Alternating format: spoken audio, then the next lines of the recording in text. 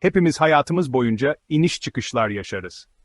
Bazen kendimizi mutlu, enerjik ve hayat dolu hissederken, bazen de üzgün, kaygılı ve tükenmiş hissedebiliriz.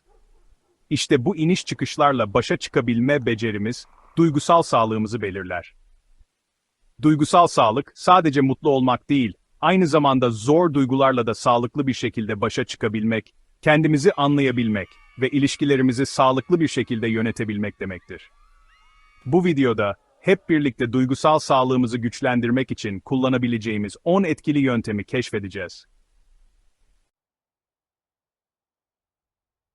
Duygusal sağlığın temeli, kendimize karşı dürüst olmamızla başlar. Bu da, her duyguyu, özellikle de bizi korkutan, rahatsız eden duyguları kucaklamayı gerektirir. Kendimizi üzülmeye, kırılmaya, öfkelenmeye layık görmediğimizde, bu duyguları bastırırız. Ancak duygular yok olmazlar. Aksine, içimizde birikir ve zamanla daha büyük sorunlara yol açabilirler. Duygularımızı yargılamadan gözlemlemeyi öğrendiğimizde ise, kendimizi daha iyi anlamaya başlarız. Bu duygular bize ne anlatmaya çalışıyor? Hangi ihtiyaçlarımız karşılanmıyor? Bu soruların cevaplarını bulmak, duygusal olarak daha sağlıklı bir hayata doğru ilk adımı atmamızı sağlar. Günümüzün hızlı tempolu dünyasında, kendimize zaman ayırmak çoğu zaman bir lüks gibi gelebilir. Ancak kendimize zaman ayırmak, bencil olmak değil, kendimize duyduğumuz sevgi ve saygının bir göstergesidir. Kendimize zaman ayırdığımızda, iç dünyamıza yönelir, ihtiyaçlarımızı dinleriz. Belki uzun zamandır ertelediğimiz bir hobiye başlamak, doğada yürüyüşe çıkmak, sevdiğimiz bir kitabı okumak veya sadece sessizce oturup bir fincan kahve içmek bize iyi gelecektir. Önemli olan, kendimize neyin iyi geldiğini keşfetmek ve bunu hayatımızda önceliklendirmektir. Duygusal sağlığımız sadece kendi iç dünyamızla ilgili değildir.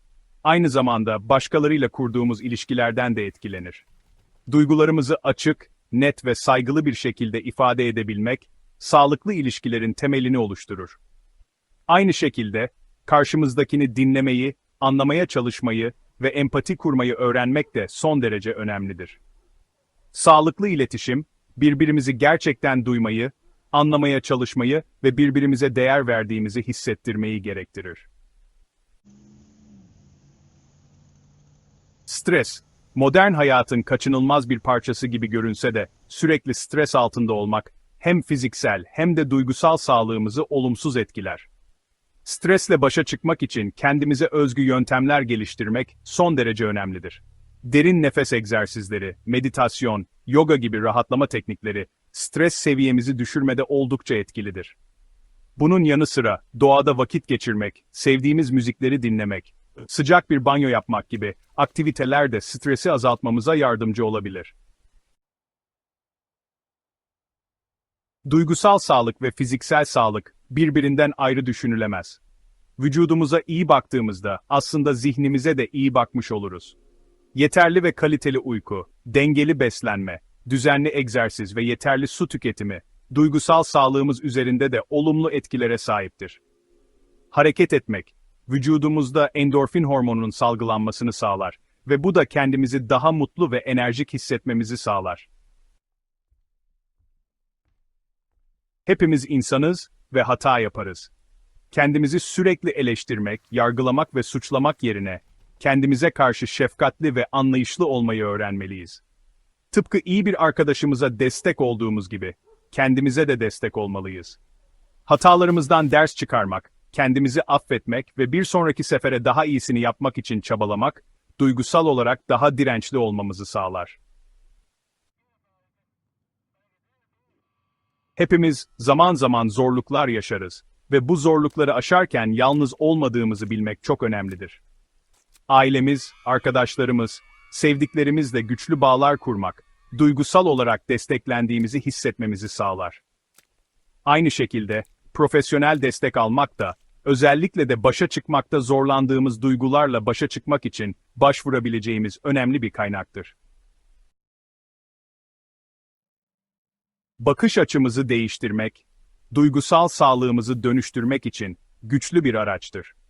Olumsuz düşünce kalıplarımızı fark edip, bunları daha yapıcı ve olumlu düşüncelerle değiştirmeyi öğrendiğimizde, hayatımıza daha fazla neşe ve umut katabiliriz. Şükran duygusu geliştirmek de, olumlu duygularımızı beslemenin harika bir yoludur. Her gün sahip olduğumuz şeylerin farkına vardığımızda, hayatın güzelliklerini daha iyi görmeye başlarız. Kendimize ve ihtiyaçlarımıza saygı duymak, duygusal sağlığımız için olmazsa olmazdır. Bu da, bazen hayır diyebilmeyi gerektirir. Her zaman başkalarının beklentilerini karşılamaya çalışmak, kendi ihtiyaçlarımızı ihmal etmemize ve sonunda tükenmişlik hissetmemize neden olabilir. Kendimize sınırlar koymak, başkalarına karşı değil, kendimize karşı bir nezaket göstergesidir. Duygusal zeka, hem kendi duygularımızı hem de başkalarının duygularını anlama ve yönetme becerimizdir. Duygusal zekamızı geliştirmek, ilişkilerimizi güçlendirmemize, çatışmaları daha yapıcı bir şekilde yönetmemize ve daha sağlıklı kararlar almamıza yardımcı olur. Duygusal zeka, doğuştan gelen bir özellik değil, zamanla ve çabayla geliştirebileceğimiz bir beceridir. Duygusal sağlık, hayat boyu süren bir yolculuktur. Bu yolculukta inişler ve çıkışlar, zorluklar ve zaferler olacaktır. Önemli olan, kendimize karşı nazik ve anlayışlı olmak, küçük adımlarla ilerlemek ve asla umudumuzu kaybetmemektir. Duygusal sağlığımızı önemsemek, kendimize verebileceğimiz en güzel hediyelerden biridir. Bu hediyeyi kendimize ve sevdiklerimize verelim.